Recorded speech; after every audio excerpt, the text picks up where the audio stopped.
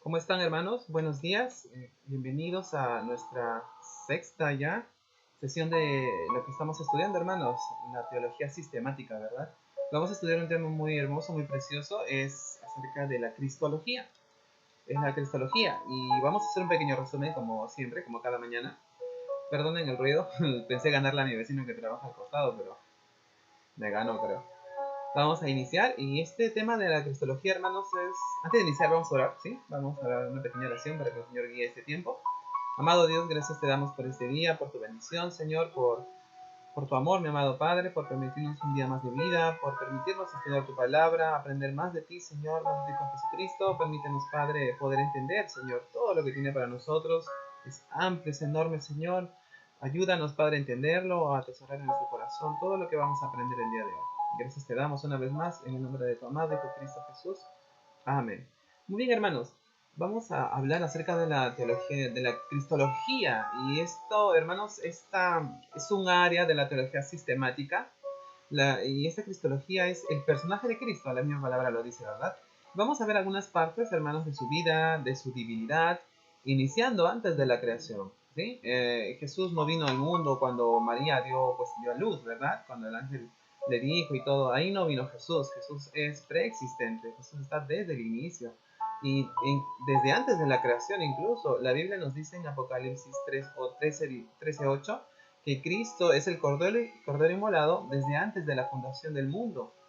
Y de manera que, bueno, que la Trinidad, esta Trinidad que es eterna, existía como Padre, Hijo y Espíritu Santo todo el tiempo, todo el tiempo. Y ese Cristo y esa eternidad, hermanos, es revelada en la Biblia. Sí, si leemos Juan 1, capítulo 1, vamos a ver que dice, en el principio era, o depende de la versión, existía, ¿sí? El verbo, y el verbo era con Dios, y el verbo era Dios. Y más avanzando un poco más, en el versículo 14 nos habla y nos dice que ese verbo se encarnó y habitó entre nosotros. Entonces definimos, hermanos, en el principio de la creación ya Cristo era, y, y Cristo estaba con Dios, ¿sí? Y Jesucristo era Dios. ¿Desde cuándo? Desde el principio, desde el inicio, ¿sí? Desde antes que la creación fuera. Entonces, esa es una parte de la cristología. Ahora, la creación está presente, la podemos ver, Él la creó y todo. Y ese Cristo, hermano, se manifestó en el Antiguo Testamento también, porque vamos a ver todo lo que es todo lo que es de Cristo. Y ese Cristo se menciona también en el Antiguo Testamento. Es más, en el Antiguo Testamento se menciona cuando habla acerca del ángel del Señor, ¿verdad? ¿Se acuerdan? Hay varios pasajes que hablan del ángel del Señor.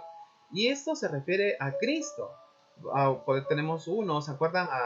Que Abraham tuvo 3 visitantes, ¿se acuerdan?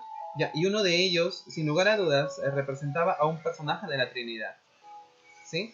Y bueno, la pregunta de repente sería ¿cuál? ¿Cuál de los tres? ¿No? Y es que tiene lógica, ¿saben por qué? Eventualmente vino de forma preencarnada en el Antiguo Testamento, como les comento, y uno de los tres hace promesas, ¿sí? Hace unas promesas, bueno, que ningún otro puede hacer, que no fuera Dios, obviamente. Entonces, hermanos, entendemos que esa fue la aparición preencarnada de Cristo, ¿sí? Lo mismo, ¿se acuerdan de la zarza ardiente con Moisés? Ahí también vemos, y la zarza le dice, ¿no?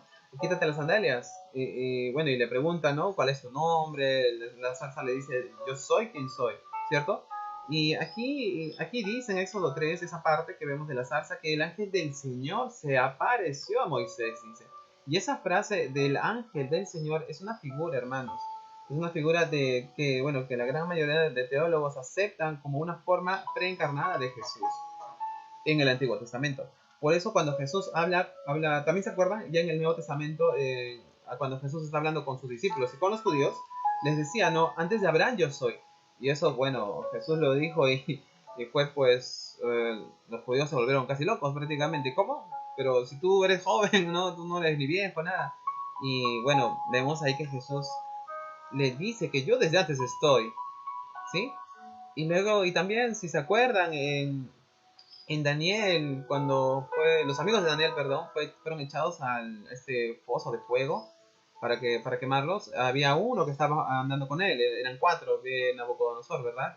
Ya, ese también es dicen que, bueno, la mayoría de teólogos concuerda de que es el ángel de Cristo. Entonces vemos, ¿no? Que ha sido encarnado, que es preexistente, está desde antes de la fundación del mundo, y Cristo siempre existió. Solo ya estuvo con nosotros, su naturaleza humana viene ya a partir del Nuevo Testamento. Y cuando Cristo ya una vez encarnado es la unión de las dos naturalezas, esta naturaleza que es divina y la naturaleza humana, ¿sí? Y todo esto es parte de la cristología, hermanos, ¿sí? Es conocida también como la unión hipostática. Pero esta es una manera más, digamos, una manera más lujosa de decirlo, ¿verdad? Para hablar de esa unión divina y humana, ¿sí? Y luego vamos a ver acerca de la vida de Cristo en el cumplimiento de la ley. Primero su preexistencia desde antes de la fundación del mundo. Ahora con el cumplimiento de la ley también vamos a dar un repaso por ahí, su muerte, su resurrección y cómo paga nuestros pecados. Y todo eso es la cristología, hermanos. Todo eso, pero también está en la ascensión de Cristo, ¿sí? Y también la ascensión, cuando se sienta, cuando Cristo está sentado a la derecha del Padre, y desde ahí él gobierna los cielos, está su señorío, y, y luego vamos a mencionar también un poco acerca de su segunda venida, ¿sí? Y luego también en el libro, si recordamos, en el libro de Apocalipsis está, bueno, al inicio del libro, pues está Jesús pasando una revisión a sus iglesias y también está dando disciplina a sus iglesias, ¿verdad? Pero específicamente en el capítulo 5 de Apocalipsis vamos a ver dónde está Dios Padre y está el Hijo. Y toda la adoración alrededor del trono está centrada en el Cordero, ¿sí? Y en el capítulo 4 ahí inicia, ¿no? La entrada, y ahí están adorando a Dios, Padre, Creador.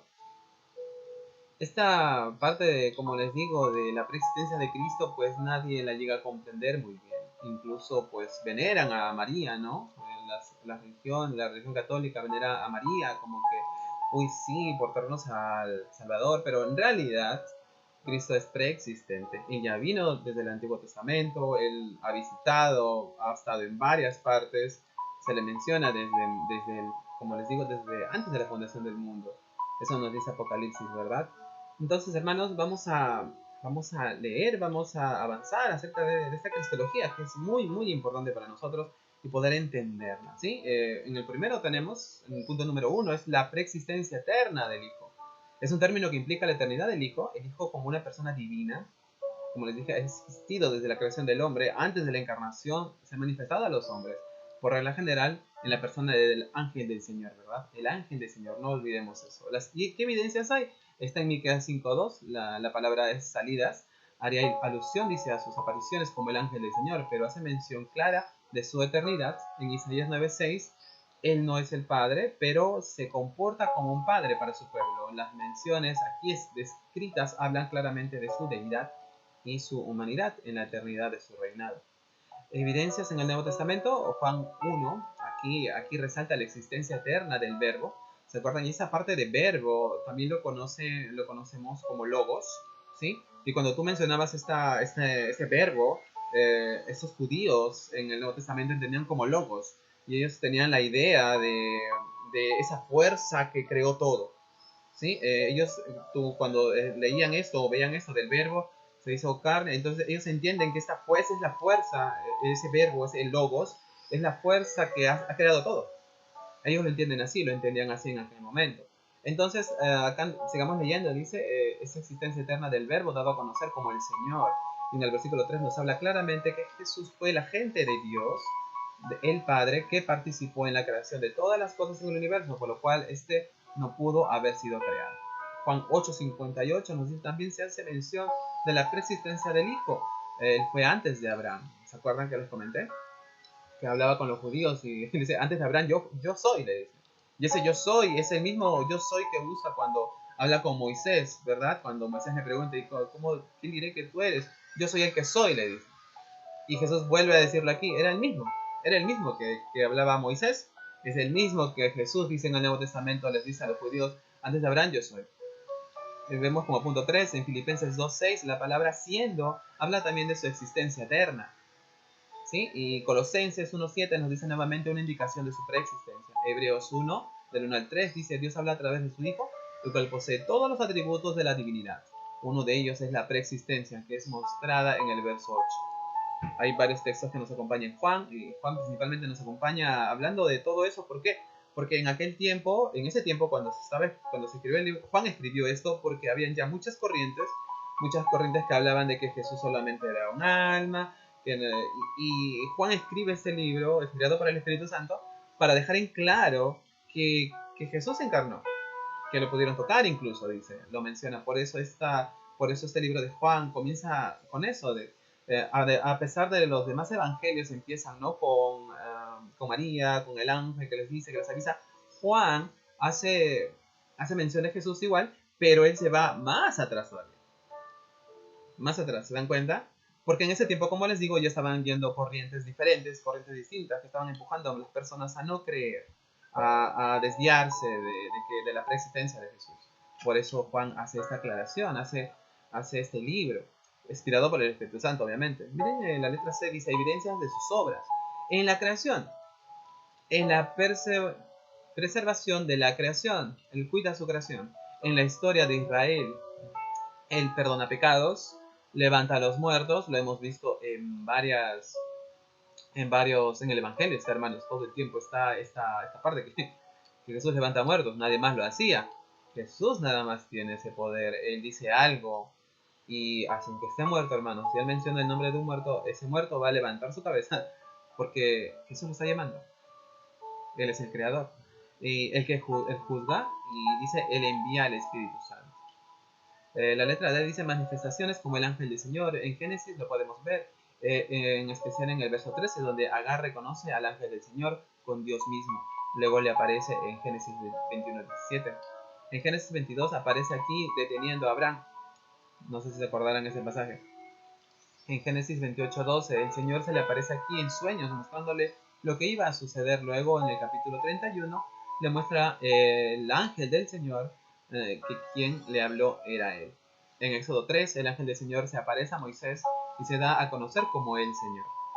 Jueces 6 el ángel del Señor se presenta a Gedeón, prepara un sacrificio al Señor, se percata que es el Señor, pero él le promete que no ha de morir. Evidencias de sus nombres, logos, como les había mencionado antes de comenzar el tiempo y el espacio. Antes todo era creado, todo lo creado era él, ya era. Antes de que todo ya, como estudiamos la última vez, él ya existía. Él no depende del tiempo, no depende del espacio, él no depende de la materia para existir. Él está fuera de todo ello. Nada de eso le afecta a Dios. Entonces vemos como punto 2, Hijo de Dios. Dice también la expresión Hijo de Dios implica la eternidad. La palabra Hijo en relación con Jesucristo no es una palabra, dice, que describe un rango o una posición familiar. Por lo tanto, excluye la posibilidad de una creación del Hijo en algún momento en el pasado. Claro, pues vemos, ¿no? Cuando hablamos de Hijo, hablamos de Padre, pues vemos como un rango, ¿no? Uno más arriba, otro más abajo. Porque si es así, aquí dice que el Hijo en algún momento no fue creado. Acá dice del Hijo en algún momento en el pasado, sino una palabra que se refiere a la naturaleza de la segunda persona de la Trinidad y a su relación con el Padre. La palabra describe la relación entre la segunda y la primera persona de la Trinidad. Los dos comparten la misma naturaleza y por lo tanto son eternos. Jesús es Dios.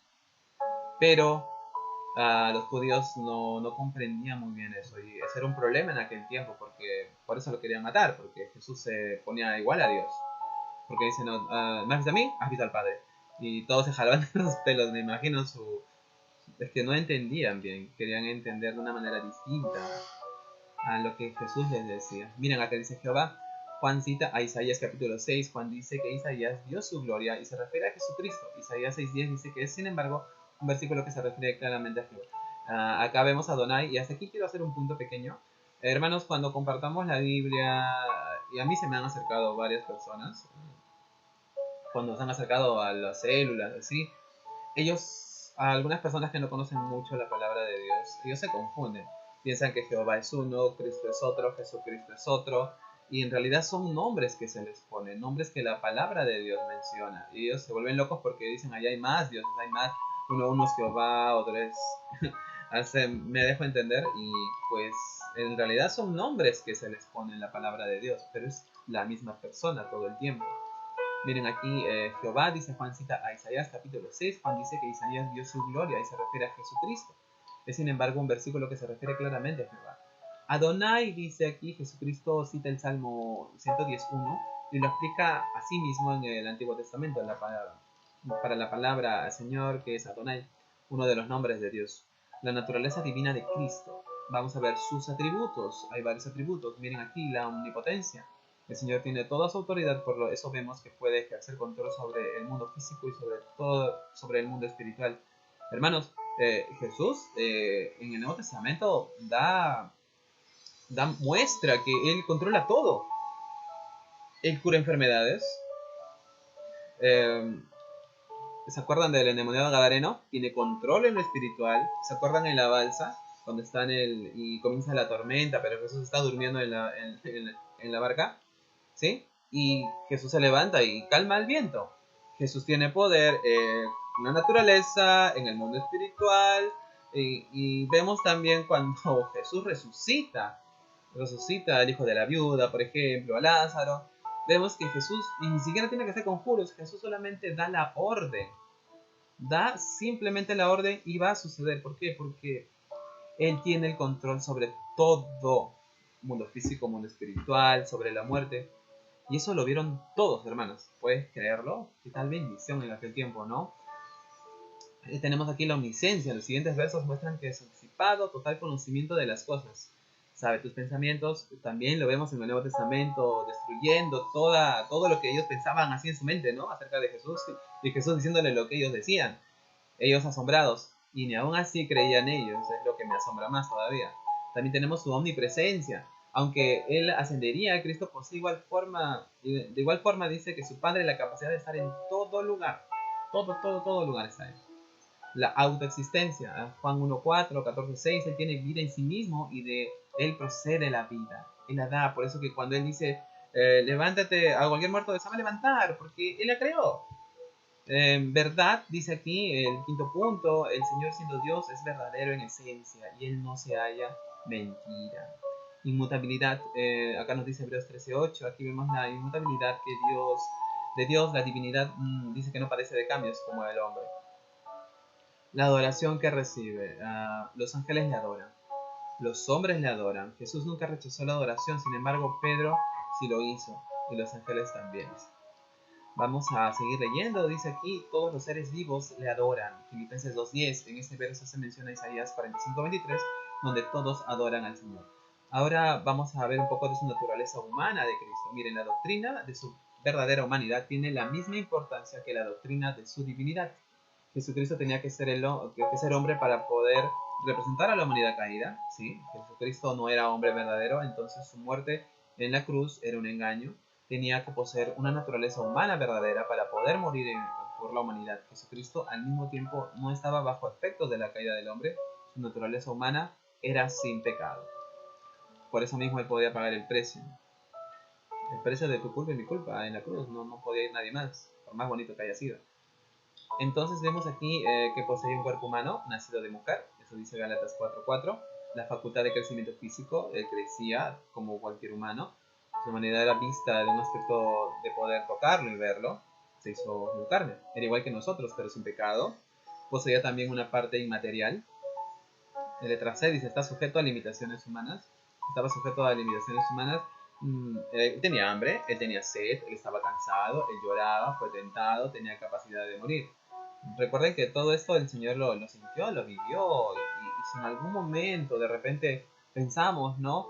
Pero yo estoy sufriendo tanto y Dios no me entiende porque Él no aparece. No, sí te entiende porque Jesús padeció todo lo que tú y yo hemos padecido. Él tenía hambre, Él estuvo 40 días sin comer, Él tenía sed, varias veces lo vemos. Él también estaba cansado, en la barca estaba Él descansando. Él estaba cansado, Él también lloraba, fue tentado también, pero no pecó. Tenía capacidad de morir también, como vemos, pero Él dio su vida, recuerden. Ese era el propósito, el orden del Padre.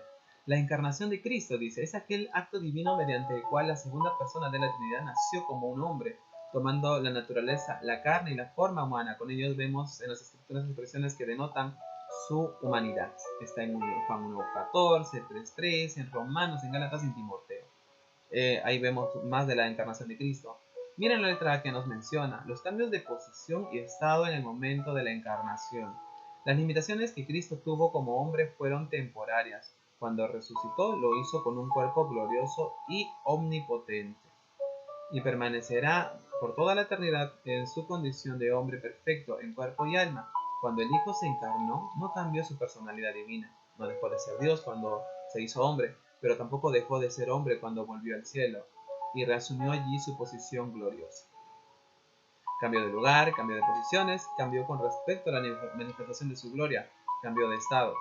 Los propósitos de la encarnación. Dice aquí, Dios se encarnó para compartir su propia vida eterna con los hombres. ¿Sí? Él se encarnó para revelarse en forma humana. Dios se encarnó para conocer la vida humana por experiencia. Recordemos en este punto 2, Él se encarnó para revelarse en forma humana. Ahí es donde la palabra siempre que leímos, ¿no? Dios se acercó al hombre, ¿cierto?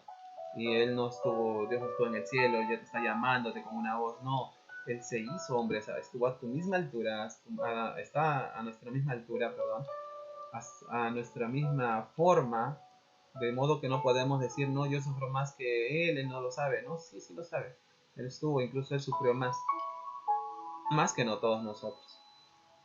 Y él se reveló. Entonces acá entendemos más esa frase donde dice, no, Dios se acercó al hombre, porque el hombre por su naturaleza no lo va a buscar, no va a amar a Dios, pero Dios, sabiendo esto, él decidió hacer esto.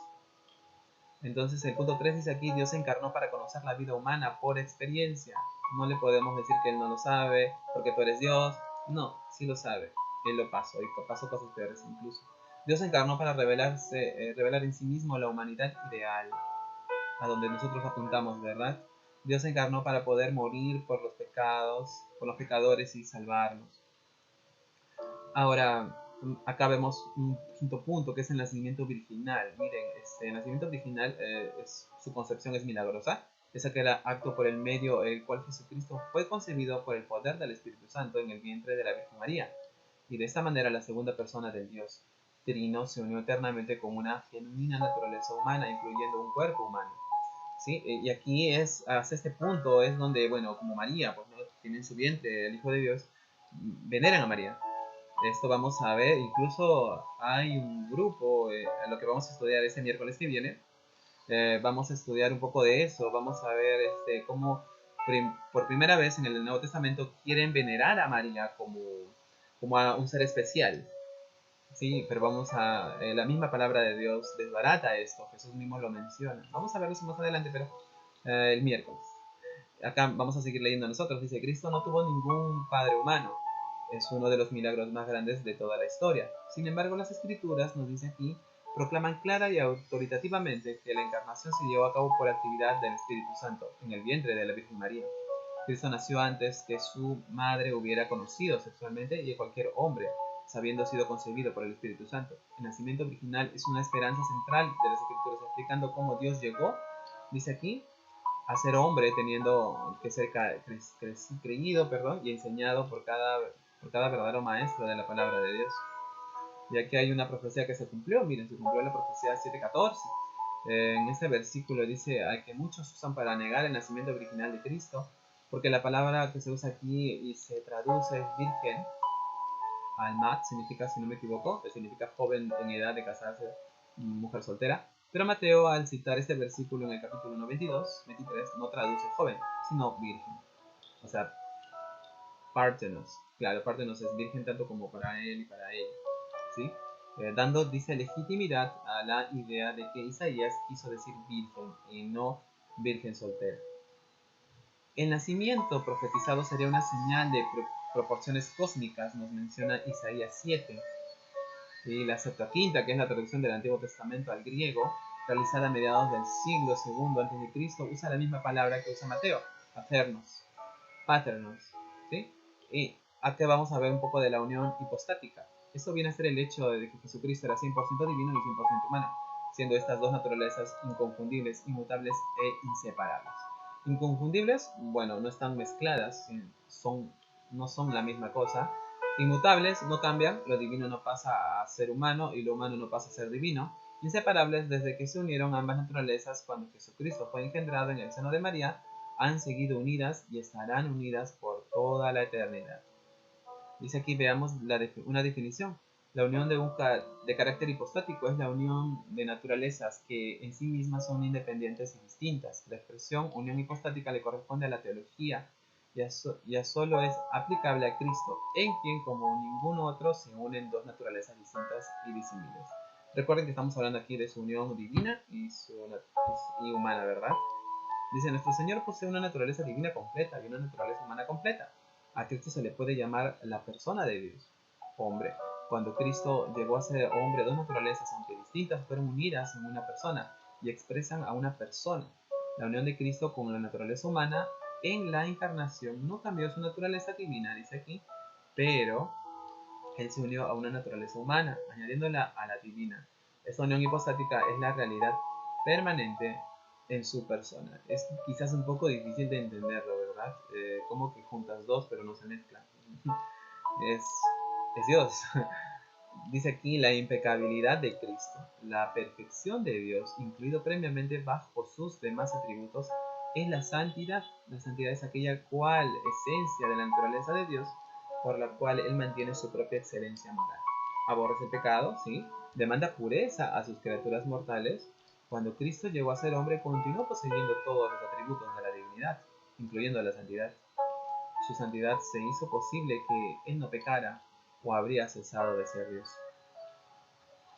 Estamos ya casi terminando, estamos en la muerte de Cristo. Recuerden que este punto también lo vamos a ver, y es muy importante que Cristo haya muerto. Es un poco raro, ¿no?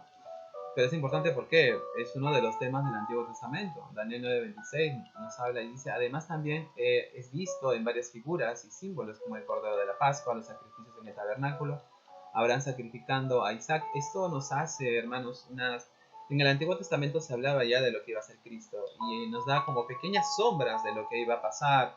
Y aquí nos habla acerca de un poco de Abraham sacrificando a Isaac, ¿verdad? Tiene que haber un sacrificio, tiene que haber un derramamiento de sangre. Y nos habla incluso esa serpiente que se levantó en el desierto y que todos tenían que mirarla. Nos habla también, es una sombra de lo que iba a ser Jesús, porque él también iba a ser crucificado y por creer en él iban a ser salvos. Pero en aquel tiempo, con esta serpiente, con esa cruz, para que ya el veneno que les había picado pues cesara, tenían que mirarla, ¿verdad?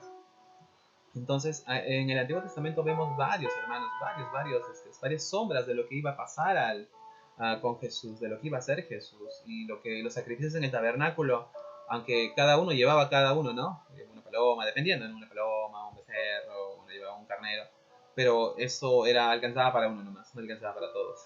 En cambio, el sacrificio de Jesús alcanza para todo el mundo. Aquí en el punto 2 dice que Jesús enseñó repetidamente a sus discípulos acerca de su muerte. Y sí, Jesús, y a veces, y por eso yo pienso que los discípulos se ponían un poco extraños, porque estaba hablando de una cosa y Jesús repetía cada instante, yo tengo que ir, tengo que morir. Y eso lo hacía de manera repentina.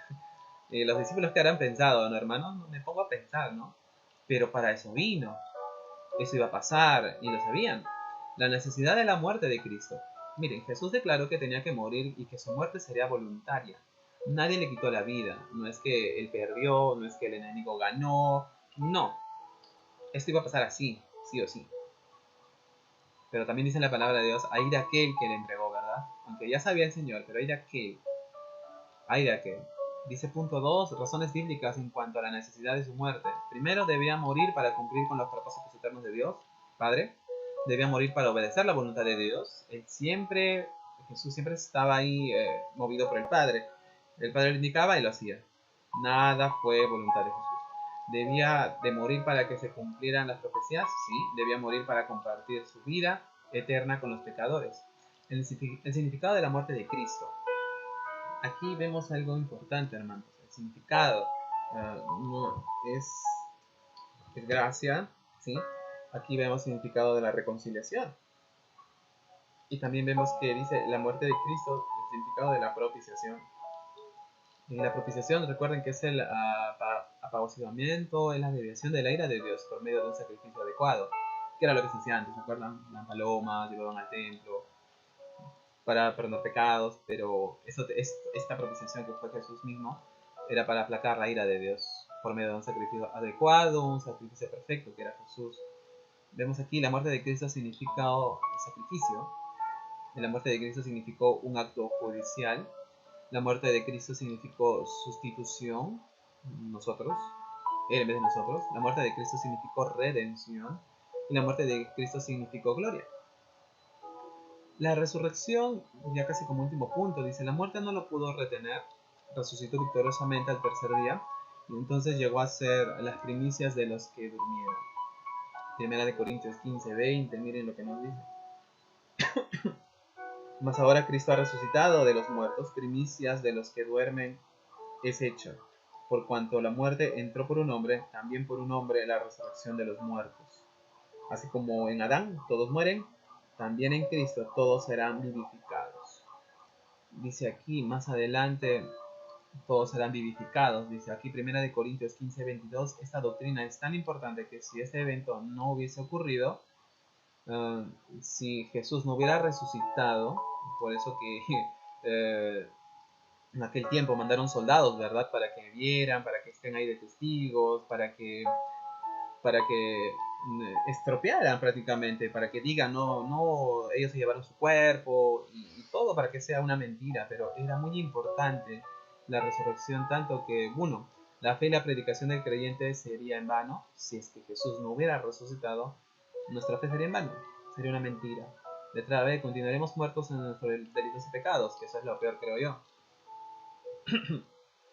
Eso es lo peor. Si Jesús no resucitó, pues simplemente no, no, no seríamos salvos. Y esto es importante, ¿saben por qué, hermanos? Porque las religiones, grandes religiones, como los musulmanes, ellos, en el Corán, hermanos, está Jesús, está la palabra Jesús. Incluso lo reconocen, pero no lo reconocen como hijo de Dios. Sí quieren, sí veneran a Jesús, pero lo ponen como como alguien que vino, así como Juan, a hablar de Dios nada más. Pero eso está mal, aunque suene bonito, está mal, porque si no creen que Jesús es el Hijo de Dios, que murió en la cruz y que resucitó, ellos más bien piensan que cuando Jesús fue crucificado, el Espíritu abandonó su cuerpo y ya pues, porque piensan que es Espíritu, que no se hizo carne. ¿Se dan cuenta? Y si no se hizo carne, pues nunca se acercó a nosotros. Y por eso es muy importante tener esto en cuenta. Si Jesús no resucitó, pues seguiremos muertos en nuestros delitos y pecados. Seríamos simplemente para los demás una lástima, qué pena esos creyentes que están ahí en vano a un Dios muerto adoran. Seríamos los seres más dignos de lástima. Sí, es cierto, seríamos, ¿no? Pero sabemos que eso no pasó, sabemos que Jesús resucitó al tercer día. La resurrección es un evento muy significativo para el creyente del Nuevo Testamento, ya que por medio de ella es librado del temor y la servidumbre de la muerte. Es la declaración de la deidad de Cristo y el sello de la justificación del creyente, la base de su incorporación en el cuerpo de Cristo y la resurrección de su vida espiritual. Es una parte esencial del mensaje del Evangelio para ser declarado con autoridad, ¿sí? Con la autoridad de las Escrituras. La realidad de la resurrección corporal de Cristo se comprueba por la tumba vacía y por lo menos 10 apariciones de Cristo a los creyentes después de su resurrección. No solamente fueron como 500 veces, si no me equivoco, más o menos, porque estuvo un tiempo cuando resucitó. Y por ello la Escritura dice que se apareció con muchas pruebas indubitables. La ascensión y el ministerio actual de Cristo. Las apariciones de Cristo después de la resurrección ocurrieron durante un periodo de 40 días. La última de las apariciones fue en el Monte de los Olivos, al tiempo de la ascensión al cielo. Esto nos habla de Lucas 24, Hechos 1:3, del 3 al 12, después de mandar a los 11 apóstoles a que esparcieran la promesa, Cristo les aseguró que el poder que recibirían del Espíritu Santo los haría testigos. Y cuando hablamos de la palabra testigo, hermanos, hablamos de un mártir. Sí, testigo tiene esta idea de un mártir. Y bueno, sabemos que murieron todos, ¿verdad? A excepción de Juan. Juan murió por vejez, nada más. Luego fue, creo que fue el último que quedó al menos de todos los que murieron de una manera terrible. Luego fue alzado al cielo mientras ellos miraban. Dios es el gran legislador de sus leyes. Sus leyes regulan el universo. Él ha legislado que el alma que pecare, esta morirá. Pero Dios quería salvar a los pecadores. Entonces, mediante un acto de carácter legal judicial, entregó a muerte a Jesucristo, satisfaciendo en sí sus demandas de justicia, y satisfaciendo a la vez demandas de su amor por nosotros. Cristo pagó ante un gran juez, ¿sí?, por nuestros delitos y pecados. Generalmente el precio de la redención era lo que pagaba, ¿recuerdan?, la liberación de un esclavo, y nosotros pues éramos esclavos del pecado. Por eso todas esas palabras, hermanos, que hemos leído, todas encajan, todas están armadas de una forma, hermanos, para poder entenderlo mejor, ¿sí? Y fuimos al final libres de este pecado, ¿no? Libres de esta esclavitud, ¿verdad? Entonces, como nuestro gran sumo sacerdote, Jesucristo, purificó nuestros pecados y ahora Él está sentado a la diestra de Dios, la obra de redención ya fue terminada, y ahora como Dios, hombre, ascendió a nuestro intercesor y abogado ante el Padre, ¿sí? Y esto es hermoso, hermanos. Esto es algo muy importante que, bueno, a la persona que de repente le compartas el Evangelio, pues no le vas a decir todo esto de frente, ¿verdad? Pero sí le puedes compartir el Evangelio, y más adelante, si habiéndole ya dado más información de lo que es, de lo que significa, pues darle un poco más de esto. De repente, y hay muchas personas, hermano, muchas personas que no creen, muchas personas que no, pero Jesús nació recién en María y vino recién a existir, y no es así. Muchos creen que Jesús, pues no, él fue un ángel, él solamente fue un profeta, y créanme, las religiones como, ¿cómo se llaman estos hermanos que el séptimo día? Ellos creen en Jesús, hermano, creen en Jesús, pero no como lo dice la Biblia, lo creen de otra manera. Pero si tú le dices Jesús, sí, te van a decir que sí, sí, sí, creemos en Jesús. Sí, lo respetamos, te van a decir. Pero ese detallito es tan importante, porque ahí está donde van a ir al final, porque tenemos que creer, ¿verdad? Y ellos, si yo creo que Jesús es un profeta, pues yo me voy abajo, porque no es así. Jesús es Dios, Jesús está desde antes de la fundación del mundo, Él es el verbo encarnado que habitó entre nosotros, y eso es algo que debemos entender. La mente del hombre no lo entiende así, le parece algo raro, muy extraño. Por eso, como les digo, muchas personas vendrán, les dirán, y vendrá esa confusión de que ¿por qué tantos nombres? ¿Por qué Jehová? ¿Por qué Jesucristo? Esos son los nombres que se usan en la palabra de Dios para referirse a la misma persona. Por eso muchas personas necesitan tanta orientación, hermanos, y ahí es donde estamos nosotros ya al estudiar esto, al saber, pues ya demanda el Señor que ya sabes. Mientras más sabes, pues el Señor más nos va a demandar. Muy bien, hermanos, espero que haya sido de edificación. Vamos a respondamos en las preguntas que se va a dejar, ¿sí?, en el foro. Dios me los bendiga mucho y cuídense. Gracias por su tiempo y su atención. Dios me los bendiga, hermanos.